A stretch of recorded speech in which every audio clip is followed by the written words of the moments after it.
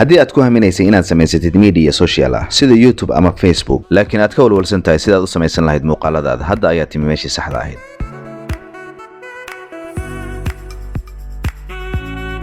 waxa hubaal ah inaad daawatid ugu yaraan dhowr muuqaal maalin walba muuqaaladaas oo isku jiro kuwa iska caadi ah iyo kuwa aad lagu fareereystay oo kusoo jiidanaya waxa laga yaabaa inaad maalin uun isweydiisay sidee loo sameeyaa ama loo qurxiyaa muuqaalada ama sidee ku baran kartaa muuqaal samaynta ama video editing ama waxa laga yaabaa inaad isweydiisay si aad u edit gareysid video maxaad u baahan tahay maxay isticmaalaan dadka sameeya muuqaalada haddaba ma ogtahay inaad adigu isbari kartid sida loo sameeyo muuqaalada mase la socotaa inaad u baahan tahay kaliya mobilkaaga gacanta si aad u samaysid video professional ah oo dadka soo jiidanaya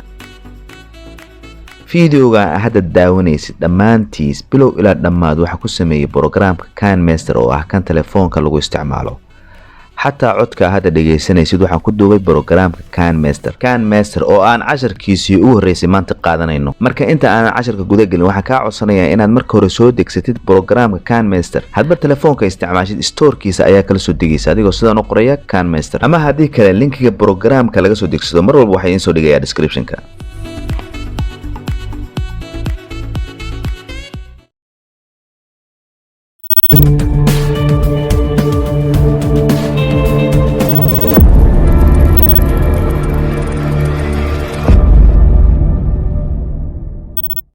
بسم الله الرحمن الرحيم السلام عليكم ورحمة الله وبركاته كسو دو حرونتا أمير لفولي وأهمين لغا برتو علمي ايتيغا وكوباحا في صومالي واحد لا سعودسيني أنيغو أمير لفولي واحد مرول بيغا داونيسان يوتيوب كأمير لفولي iyo page كان كليه فيسبوك أمير لفولي واحد sidoo kale igala soo xiriiri kartaan email ka shaashada ku qoran waxaan maanta halkan ka bilaabi doonaa casharkeena ugu horeeyay ee kamid ah casharo taxane ah oo ku saabsan barashada muuqaal samaynta oo aan ku bilaabi doono mid kamid ah programyada mobilka lagu isticmaalo ee videoga lagu edit gareeyo fadlan haddii uu soo gaaro casharkan waxaan ka codsanayaa inaad si fiican uga faa'iidaysatid haddii aad iga daawanaysid YouTube channelka subscribe saar si aad ugu xirnaatid muuqaalka like saar calaamada gambaleelkana furo si aanu kugu dhaafin taxanaha markii aan soo geliyo sidoo kale haddii aad iga daawanaysid Facebook waxaan ka codsanayaa inaad muuqaalka like saartid page-kana aad follow dhahdid casharkana share garee si aad dad badan ugu faa'iidaysid wixii fariimo ahna comment-iga igu reeb mahadsanid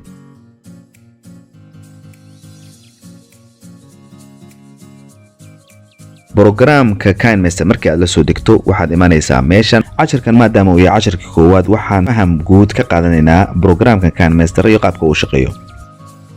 haddii ay tahay markii ugu horeysay aad furtid qaybtan ay ku qoran tahay my projects ma arkaysid halkan waxaa gala muuqaalada hore aad u samaysay oo programku kuu save gareeyay qaybtan kore iyadana ee buluuga ah oo ay ku qoran tahay get projects iyadana faraha ka qaad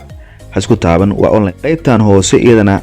ma aadaysid faraha ka qaadaysaa halkan ay ku qoran tahay create new waa meesha aad ka bilaabaysid projectigaaga waxa laga yaabaa programka markii aad furtid inuu ku keeno wajhad sidan oo kale ah ama mid sidan oo kale ah kulli waa isku mid waxay ku kala duwan yihiin versionka iyo hadba mobilka isticmaalaysid hadda aniga waxaan isticmaalayaa version 5 laakiin haddii aad sidan ay ku soo baxdo waxa isticmaalaysaa version 4 waxaan ka codsanayaa inaad ila socotid step by step waxaan isku dayayaa inaan ku fahansiiyo talaabo marka waxaan ka codsanayaa inaanan ka boodin talaabo kamida talaabooyinka aan qaadano waxa laga yaabaa inay kugu adkaato haddii programka ku cusub yahay KineMaster markii ugu horeeyay aad isticmaashid ama ay tahay markii ugu horeeyay aad isticmaashid aad sameynaysid video editing aad baranaysid fadlan waxaad isku daydaa inaad martid talaabooyinka asaasiga ah sida aan ku sheegay muuqaalkii ugu horeeyay aan soo galiyay haddii aad rabtid inaad baratid wax kasto adduunka waa la baran karaa fadlan waxa isku daydaa inaad waxa baratid asaasiyaadkiisa basic inaad ka soo bilowdo zero ka soo bilowdo waxa markii aad zero ka soo bilowdid ayaa si fiican u fahmaysaa laakiin si hadaad meel dhex kaga boodid run ahaantii way kugu adkaanaysaa aniga xataa marar badan sidan ayaa igu dhacday marka waxa fiican wax walba inaad zero ka soo bilowdo haddii aad zero ka soo bilowdo ama basic ka fahanto wax walba waa kugu fududaanaya new project marka aan ku dhufanay waxaan aragnaa inuu keenay meel ay yeelan ashkaal noocan oo kale ah kuwaan waa inaan ka doorano cabirka frame-ka ama style-ka uu yeelanayo muuqaalka aan sameyn doono ka soo qaad muuqaalka aan sameyn doono waxaan soo gelinaynaa YouTube ama Facebook marka sidaa daraadeed waxaan dooranaynaa kan YouTube-ka loo isticmaalo halkaas kore oo ay ku qoran tahay next ayaan ku dhufanayaa si aan ugu gudbo step-ka xiga halkan uu hadda keenay waa daaqad uu iga tusayo waxa telefoonkay ku jira si aan uga soo qaato media aan ka sameeyo muuqaalka halkan waxa wajeedaan 4 folder saddexdan folder oo geeskan xiga waxa wata programka folderkan dhinacan xigana waa aniga telefoonkayga dabcan adiga markii halkan timaadid wuxuu ku soo baxaya qaab ka duwan sidan qaybtan hoose adiga waxa kaaga soo bixi doona folderada telefoonka ku jira oo dhan laakiin aniga waxa ii soo baxay 4 folder saddexdan oo programku wato iyo halkan folder uu ka soo reebay telefoon aniga sababta uu sidaan igu soo saaray wax kale maaha aniga ayaa qariyay sababtoo ah aniga hadda waxaan duubayaa shaashada telefoonkayga marka waxa telefoonkayga ku jiro dhan halkan ayuu ka soo saaraya marka maadaama aan videogan YouTube ka soo gelinayo wax walba oo telefoonkayga ku jira halkan ayaa ka arki lahaydeen dadka qaar kood blur ayay saaraan laakiin aniga sidaan ayaan u qariyaa dabcan si loo qariyana waxaan ku baran doonaa casharada soo socda hadii Ilaahay idmo halkan waxa ay yaala folder ay ku qoran tahay images dabcan folderkan waxa wata programka hadii aan furno waxaan arkaynaa sawiro aad u fara badan oo ka kooban noocyada midabada hadii aan sawirada mid kamid ah ku dhufto wuxuu toos u tagayaa timeline-ka programka laakiin maadaama aan ku socono step by step waxa isla arkaynaa marka hore qaabka uu eegay barnaamijku iyo qaybaha uu ka kooban yahay intaan wax media la soo gelin geeska kore ee midigta extra ku taal ayaan ku dhufanaynaa si aan uga noqono halkan uu na keenay qaybta aad ku shaqeynayso barnaamijka waa sidaan intaan waxa loo yaqaanaa workspace ama bii'atul amal ama goobta shaqada space kan wuxuu ka kooban yahay 5 qaybood laakiin hadda waxaan u jeednaa 4 qaybood waxaan ka bilaabaynaa qaybtan waxa la yiraahdaa timeline waa halka ay galayaan wax kasto oo programka soo gelino sidoo kale timeline-ka waa halka aan wax ku edit gareynayno halkan waa shaashada aad ka arkaysid muuqaalka aad sameynaysid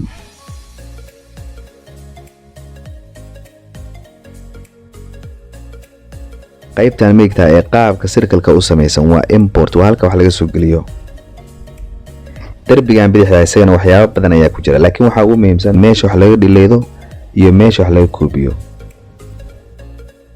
marmarka qaarkood wuxuu noqdaa meesha aad volume-ka codka ka arkaysid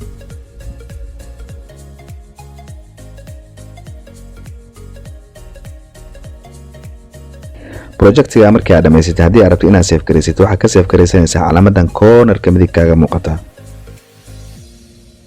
hadda waxaan arkaynaa inuu programku ka qariyay adeegii oo dhan sababtuna waxay tahay programka meenaan soo gelin wax media ah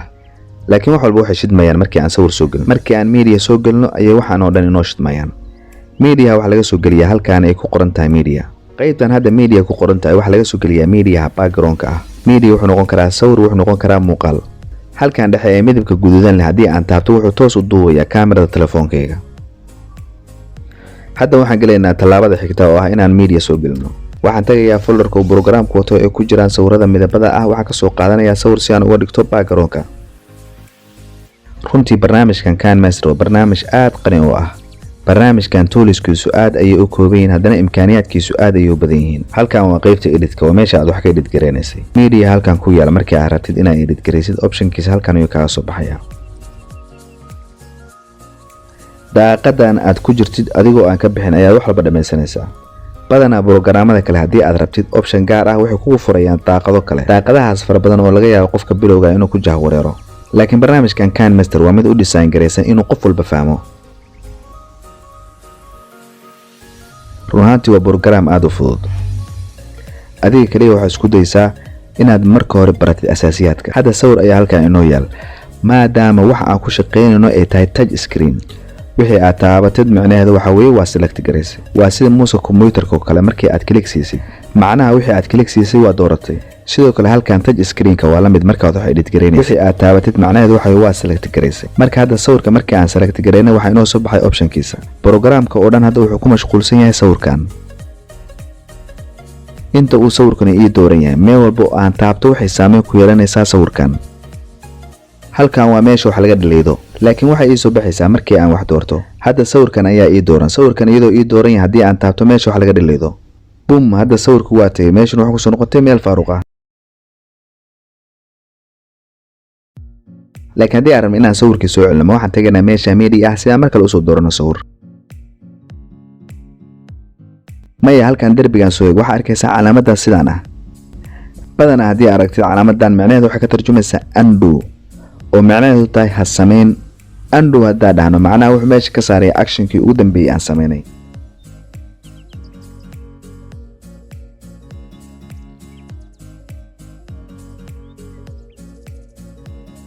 qaybtan timeline-ka hadaan ku soo noqono timeline-ka sidaan sheegnay waa inta waa meesha waxa aan soo gelino ee galayaan sidoo kale waa meesha aan wax ku edit gareynayno timeline-ka wuxuu u baahan yahay xoogaa yar oo faham ah, marka waxaa lagaaga baahan yahay inaad ku celcelisid barashadiisa adigoo practice sameynaya si aad gacanta u fariisisid.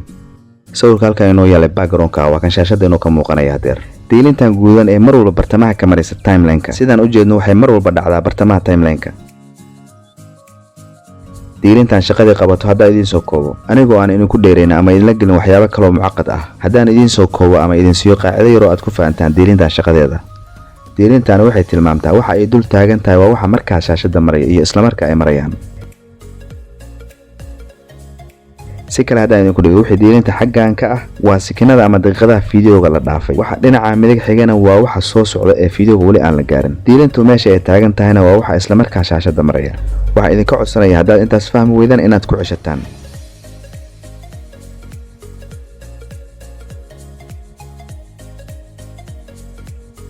cabirka muuqaalka saacadda halkan ka muuqata ayaa kala soconaysa. cabirku waxa weeye duration ama intuu muuqaalku noqonayo. ka soo qaad aniga hadda muuqaalka aan sameynay waxaan rabaa inuusan ka badan 10 second, marka halkan ayaan keenayaa 10 second.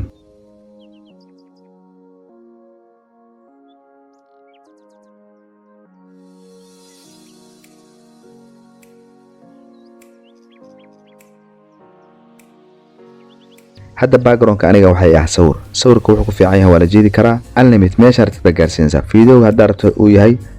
50 daqiiqo ama 1 saac ama 2 saac sawirkan baa jeedaysa ilaa waxa keenaysa meesha ay 2 saac ku noqonayso. laakiin fiidiyow haddii aan background ka dhigto sidaan ma jeedi karaa waa maya, sababtoo ah fiidiyowgu marka hore wax cabiran. qaybta editka haddii aan rabo inay soo baxdo waa inaan doorto shayga aan editka ku sameynayo. marka sawirkan background-ka iyaal ayaan taabanayaa si aan ugu sameeyo edit. editka haddii ay kugu soo baxdo qaabkan calaamadaha kaliya ah waxaad tagtaa meesha ugu hooseysa marka waxaa ka dhigaysaa listi. marka qaabkan listiga ayuu kugu soo baxayaa ay kugu qoran yihiin magacyadu. qaybtan kore ayaan ka soo bilaabeynaa. kan waa meesha laga bedelo midabka background-ka. kan waa trim ama maqasku waa kan wax lagu kala jaro. si aan labadan idin fahansiiyo waxaan ka maarmin inaan idin siiyo tusaale practical ah. kuwaan hoose casharka dambe ayaan ku qaadanaynaa. waxaan ka bilaabanaa kan wax lagu kala jiro ee maqaska ah. sawirka halkan iyaal ee background-ka iyo haweenan laba kala jiro. labadan hore ee trim ku qoran tahay midna wuxuu jirayaa waxa diilinta guudan xaggan ka xiga, midka kalena wuxuu jirayaa waxa diilinta guudan xaggan ka xiga. marka hadda aniga labadan ma isticmaalay sababtoo aniga meesha waxa iyaal waa sawirka hal color leh. marka waxa ma soo kordhin haddaan xagga jiro waxa ma soo kordhin dhererka fiidiyowga uun baa isdhimaya. waxaan isticmaalayaa kaa dhexe ee balaaska dhexdooda taal. kan afraad ha isticmaalin, mana garanayo sabab aad u isticmaasho. waxaan aragnaa inuu hadda background-ka ii kala jiray. talaabada xigta hadda waa inaan qayb ka mid ah background-ka muuqaalka aan ka bedelo midabka.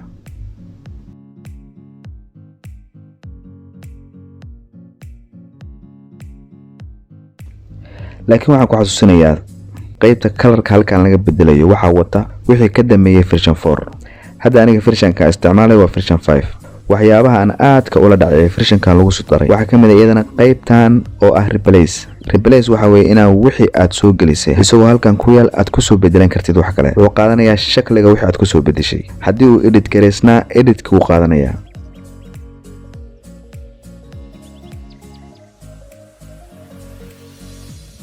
waxa kaloo aadka ku jeclaysiinaya programkan waxa kamid ah importiga inuu ka kooban yahay waxyaabahan oo dhan oo haddana hal meel la iskugu keenay.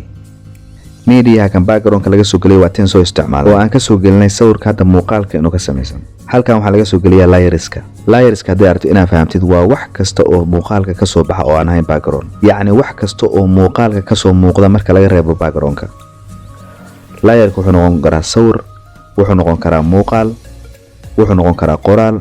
wuxuu noqon karaa sticker, wuxuu kaloo noqon karaa cod ama music. laakiin programka KineMaster codka wuxuu sameeyay meel gaar ah oo laga soo geliyo. codka haddii aad rabto inaad soo gelisid saddexdan folder ee ugu horeeya waxa ku jira codadka uu programku wato. wixii saddexdan folder ka hooseeya oo dhan waa codadka telefoonka ku jira. kan dhexe oo halkan ku yaal ma garanayo sabab aad u isticmaali doontaan, sababtoo ah waa camera toos ah. haddii aan taabto wuxuu toos u duubayaa kamerada telefoonkayga. kan calaamadan store-ka meel walba aad ku aragtid waa dukaan laga soo degsado waxyaabaha dheeriga oo programku wato. hadii noqon lahayd noocyada muusiga, stickers iyo noocyada kanaalka yaalana waa playga meesha fiidiyoga laga istaaro ama laga joojiyo. laakiin haddii aad codka duubtid halkaan ayaa codka laga duubaa. codka si aad u duubtid markaa ku dhufatid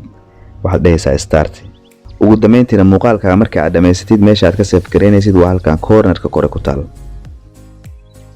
resolutionka iyo frame-ka waxaan kaga hadli doonaa 10 gaar, laakiin hadda waxaan kula talinayaa inaad muuqaalka ku degsatid kan hadda la isticmaalo ee 1080 ama Full HD.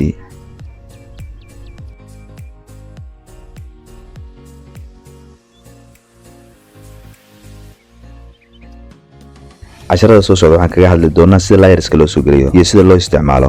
iyo transactionska. fadlan haddii uu soo gaaro casharkan waxaan ka codsanayaa inaad si fiican uga faa'iidaysatid. haddii aad iga daawanaysid YouTube channelka subscribe saar si aad ugu xirnaatid. muuqaalka like saar calaamada gambaleelkana furo si aanu kugu dhaafin taxanaha markii aan soo geliyo. sidoo kale haddii aad iga daawanaysid Facebook waxaan ka codsanayaa inaad muuqaalka like saartid, page-kana aad follow dhahdid. casharkana share garee si aad dad badan ugu faa'iidaysid. wixii fariimo ahna comment igu reeb. mahadsanid.